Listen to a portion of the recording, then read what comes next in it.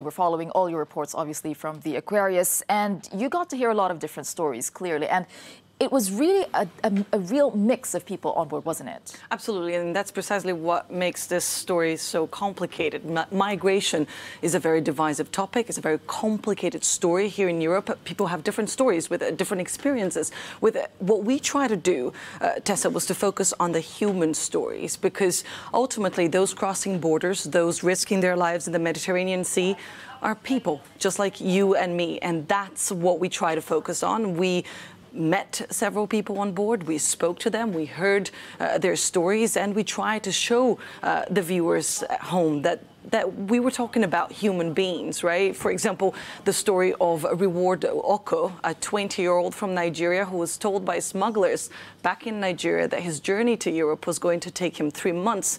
He's been on the road for 3 years now. Your trip didn't go as planned. Yeah, it didn't go as planned. You spent some time in Libya. How was that? The life there, I don't sure I can survive a day. I was like shooting every time. Even in the workshop, I was working out, threatening of guns, like, if you don't do this, you'll be shot. Like, threatening was severe day in and day out. The prevention is better than cure. I rather secure my future when I'm still able and strong enough to do it than when I'm old and feel dizzy to do it. I have to take it straight.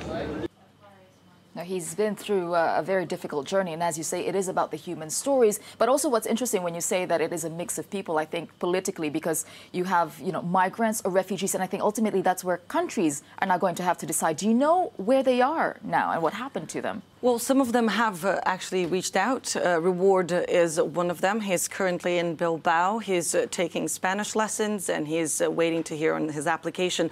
The vast majority of these people are being accompanied by organizations like Caritas or the Spanish Refugee Assistance Committee. But I mean, ultimately, it's going to take some time for them to actually learn whether or not they will be able to stay in Europe, whether or not they will be given a real chance to start a new life in Europe. 78 of the 630 migrants who were rescued by Aquarius that weekend are actually here in France right now.